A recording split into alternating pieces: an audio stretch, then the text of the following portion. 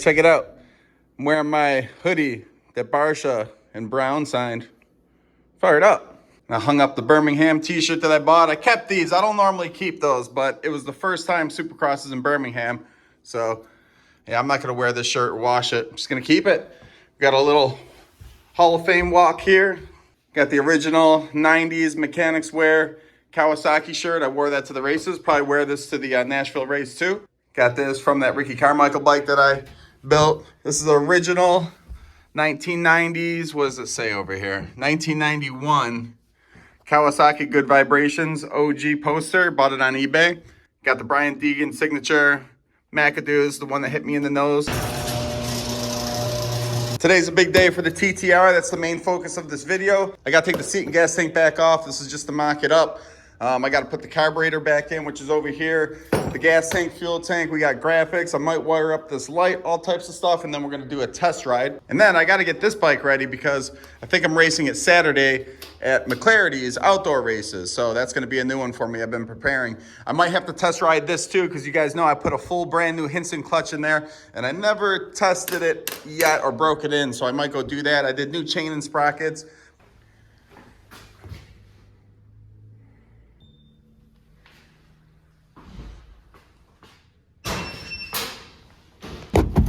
So let's talk about a few things real quick on the TTR. So these are the BBR fork springs that I got. And BBR doesn't make fork springs for a TTR230. So keep watching. You're not going to want to miss that. We definitely got the new tires installed, new tubes, new tires. So those are meat hooks. We're doing good. I put these new grips on. I got the little bar pad here, OEM. We uncorked it. I got to put the rebuilt carburetor back in, which is going in today. We'll get that done. We got a brand new rear tire on her. Woo! Wig racing.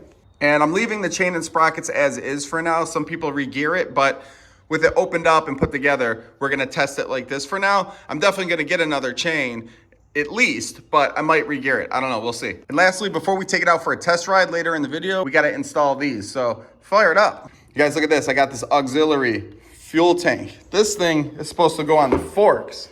Oh, we got to put that on there. Comes with all the hardware, and apparently it's supposed to take fuel from this first and then dump it into your regular tank. This could be huge. I also have this headlight that I might install with the full wiring kit, but with the gas tank on the forks, I don't know how that's going to work out. So I might just do this for now. I might do both. I don't know. Keep watching. You guys, one thing my videos will never be is boring and repetitive, and they also aren't how-tos. So let's skip right to the action. The springs that I bought are for a CRF 150F. They're not made for a TTR 230, and they're certainly shorter. And the fork tubes on the TTR are 36 mil, and these are 35 mil, if I remember correctly. But there's clearly about an inch gap we need to fill, so we gotta go about finding a way to fill that gap. And there's your part number for reference. And will they fit in? Let's see. Sure do, because I did the math, folks. And yeah, we definitely have a little bit of a difference there. It's about an inch. And the spring rate on these is 0.27 or 0.25. These are 0.52. These are much stiffer. So what we got to do is figure out next how to get a spacer in there, because we're pretty good there. So yes, with this pushed all the way in, it's approximately 1 inch, maybe slightly less. I know it's hard to tell on the camera, but as far as thickness goes, we're looking at about 7/8 of an inch. All right, time to go to Lowe's. You know you're a real dirt bike OG when you know you've been to Lowe's and Home Depot multiple times to buy nuts and bolts and various different things. Y'all know what I'm talking about. And just full disclosure, guys, I work on my bikes the way I want to work on them. I don't do things the correct way. I'm by no means a mechanic, so y'all work on your bikes your own way. That's why I don't do how-tos. Anyway, I think we need to go to plumbing. You see, they do have PVC pipe that's exactly the size that I need, but it's PVC. I'm trying to find metal. I don't know if that's going to work, but it's an option. See, if I cut that down to 1 inch, I don't think that would break. This is very strong stuff, and it just needs to be a little spacer. Got black iron pipe, but definitely not the size that I need, I don't think. Yeah, that's like 1 inch. Let's see what we got here, folks. Now I found this metal pipe. It's small, it's just the right size to cut down, and I think we're exactly where we need to be. Each end even has these little plastic end caps, which I'll probably leave on there. So if I cut this down to 1 inch there, 1 inch on the other end, that's both forks. Add the cart. $23 for a small piece of pipe. Inflation ain't playing. Back to the Stay Tuned Moto compound. I got my arm workout for the week. Anyway, I cut this down. Is it perfect? No. Is it gonna work? About to find out. You guys, that dropped and clicked in place just like an OEM spring, and I can push it down if I ever need to take them out. Let me do the other side. Keep watching. And yes, folks, I am cutting this out here with a hacksaw with the birds. Watch what I do here, dumb move. I dropped down the spacer before even putting the spring in, but I got it out with a magnet.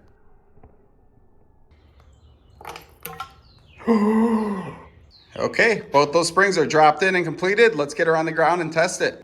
So off camera, I tested it and I still got a clink. Now there's some scratching noises because it's gonna take time for that oil to get on there, but there's a clink. So I think what's happening is this is bottoming out and then there's still space. So luckily I have some quarters to jam in there. I'm thinking $1 should do it. All right guys, the clicking noise is gone. They're way stiffer. There's a little bit of scratching noise, but that's common for new springs. We're just gonna have to get her out in the field later and test her out. Oh, way better. Even if there is a slight tick noise or scratching noise, I don't care. It's still way better than those stock springs in the trails or racing. And those funky noises will probably go away. Just got to get out there and ride it, break it all in. Next up, I'm going to tighten up this rear spring. All right, I went almost all the way to the bottom. And yes, I did get on the bike and test it a little bit. It's way better. Keep watching. We'll test it out later. All right, next up is a big one, guys. So I fully rebuilt this carburetor. It has all new gaskets and jets in it. We also went up jets. We went to the 30 main and a 138 or pilot, I believe. And then 2 full turns on the air screw. I also have a brand new gasket for this. The other one was cracked and smushed and the guy used a bunch of gasket sealer. I also got brand new little screws I had laying around for the clamps. You're gonna wanna make sure all your mating surfaces are clean. There was like a bunch of gasket maker on this from the previous guy. You could tell he didn't know what he was doing. I also removed the backfire screen and we're gonna keep the snorkel because I plan on water bombing this. This is your backfire screen. I mean, it probably really doesn't really do much, but she's coming out. So let's just say a prayer that this thing doesn't leak any gas because I do not want to take this carburetor back off at all. A previous owner also had these cables all bound up really bad. Look at her now. This was sticking. This was sticking when I bought it. Look at her now. All right, next up, I'm gonna install the wire harness for the headlight, but the headlight probably won't go on yet. Maybe it will, I don't know, no one knows. The thing is we got this auxiliary gas tank over here, so it's one or the other, bud.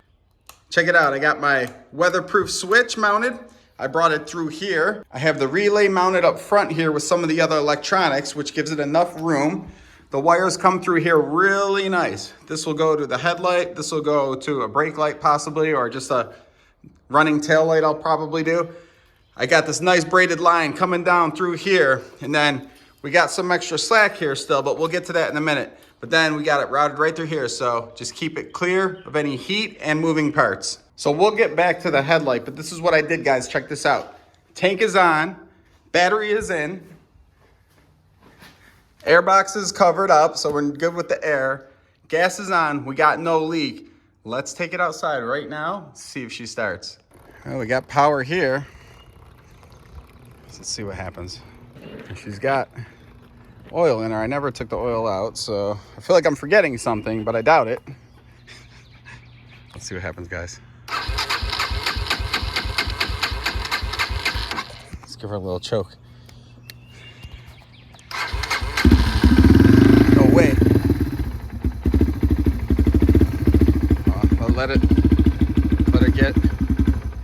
Let her get the juices flowing. I'm on the choke. Oh, let me turn up the idle. I may have to put the phone down, guys. Hold on.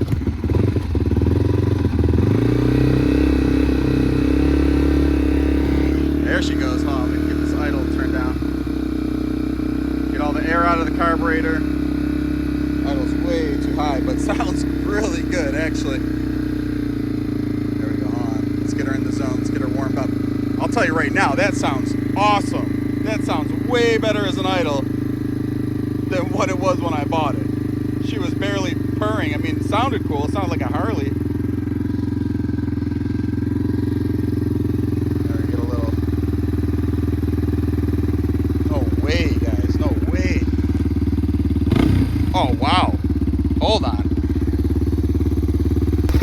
doing good. There's no fuel leaks.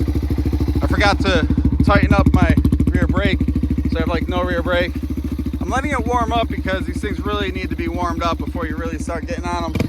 It feels way better though. It's just choking a little, but I think we just need to get her out in the woods and bang on her. I'll do this without the clutch, guys, just to show you. So I'm in first gear. She's a 6-speed monster, but she definitely feels stronger. Oh God, hold on. Uh-oh. You guys, that was nuts. It was running good. I was tuning it a little, and then like it just wouldn't run good. It felt like it was getting no gas, and I had no idea what was going on. I had to push it all the way back to my house, but I figured out what it was. It was something so stupid.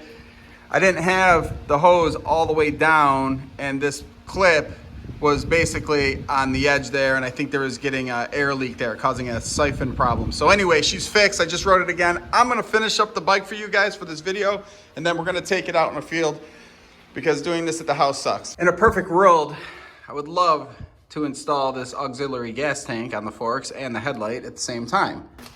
And we're getting down to the nitty gritty on this thing. And I got to put back together. The wire harness is in there for the headlight. Doing good. We still got graphics to put on last. But this is where scientific Stay Tuned Moto needs to get to work. Figure this thing out. I came with directions. We don't need those. Where we're going, we don't need roads. You guys, look at this. No way it actually fit on. It was actually very easy to install. I'm surprised. And I did a really good job. Everything's really tight. I got the screws in the bottom, the bolts, everything's good. I had to reroute the brake line. That was as hard as it gets, but there's no binding. It moves up and down without binding now. I can't believe this. No way. Yo, what if I could get a headlight on this too? What if in a perfect world we could figure something out here? You know, an old wise man once said, where there's a will, there's a way. Guys, look at this. This is amazing. I got the zip ties holding the light on. I did a really good job. This whole thing is as solid as it gets. All I gotta do is finish up the wiring. I tried a couple things. I tried to get the headlight up here. Wasn't happening. Not enough room. This was blocking it. I feel like Einstein. Unbelievable. This thing's gonna take the internet by storm. So I gotta get this wire tucked in. Anyway, I'm gonna finish working on this bike. All I got left is the graphics, and I just cleaned up all the plastics. She's coming together. Look at this, guys. This is the most gnarly Frankenstein bike you've ever seen. Look at this thing on the front. Look at this. Whoo! Switch lights up too. Oh boy. It stays like this. The dreams are made out of. Look at this thing. Unbelievable. Today's actually day 2 of tweaking this bike. I rode it yesterday late in the day, and I'm back out here again at the Stay Tuned Moto testing campus. Look how obnoxious this is. TTR, let's talk TTR230 beast. Now obviously it's not going to be a 250F, 450, whatever. Yesterday when I rode it, I had to tweak a few more things, got it dialed in. Totally different bike. So what I did differently was I ended up taking out the snorkel, which gave it a little more air, and I went about 3 1/4 turns out on the air screw because it still had a little hesitation. It was running rich, and there was backfiring coming out of the exhaust, which is D-cell pop, which is unburnt fuel in the exhaust. In case you guys ever wondered that, that's what that is. If you're getting a pop in the motor, that's bad, that's valves. If you get a D-cell pop, it's unused gas burning on its way out. There was also a little hesitation by going like that. It's all gone. D-cell pop's gone. She revs up way quicker. It's perfectly dialed in. And enough of the talking, let me show you. First, look how good she starts. Can't beat that. You put the idle a little high. Let's do some laps around here and we'll hit some trails.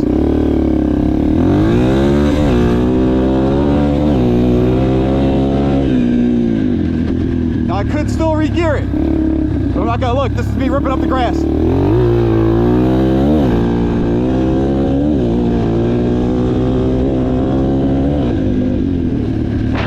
No D-cell pop. Now I could re-gear it. It could get better on the gearing. I might do that still. Might not.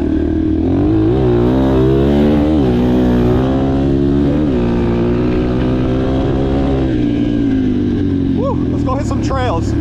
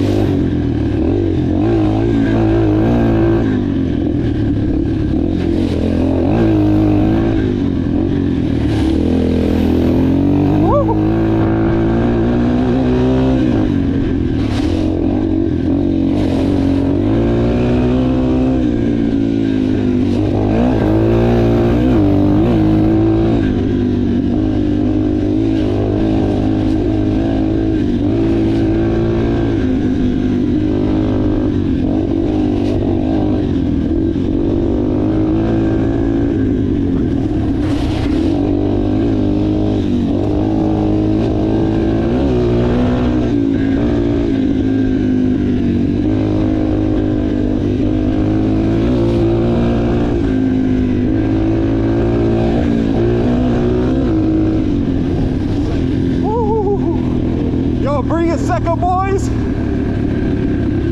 Oh man.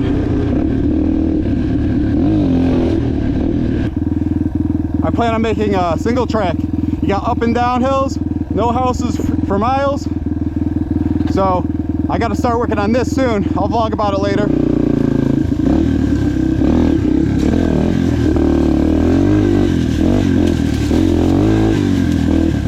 Yeah, more to come on this later.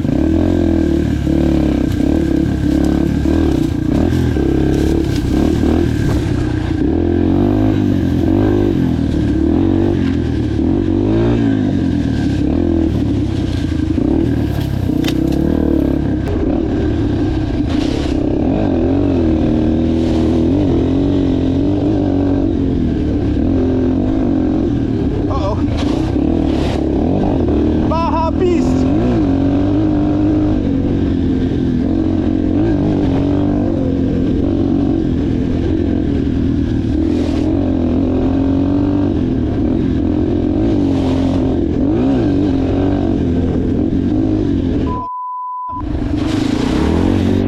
Oh my God! Bike's an animal!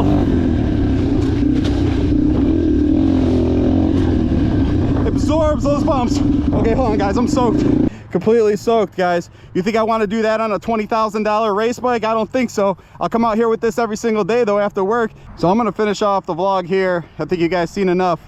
But subscribe and stay tuned. I'm taking this thing to some SECCA races, all the off-road parks, regular trail riding with people. Before we finish it off, I'll do this uphill section right here. It's pretty steep, you can't tell. This bike rips. Oh, and by the way, the WIG racing tires, awesome. Zero complaints. I have them at about 11 pounds each.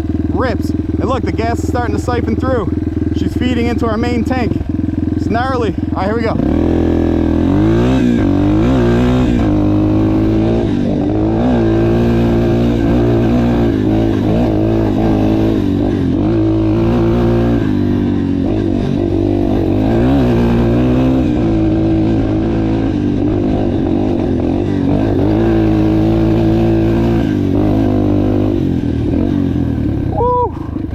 Gets it, folks. She gets it. All right, time to head home. I'm soaking wet. Thanks for watching. There's already a lot of light around, but let's check out this headlight. Oh yeah. Ready to ride at night? Who's down for some night rides? Fired up.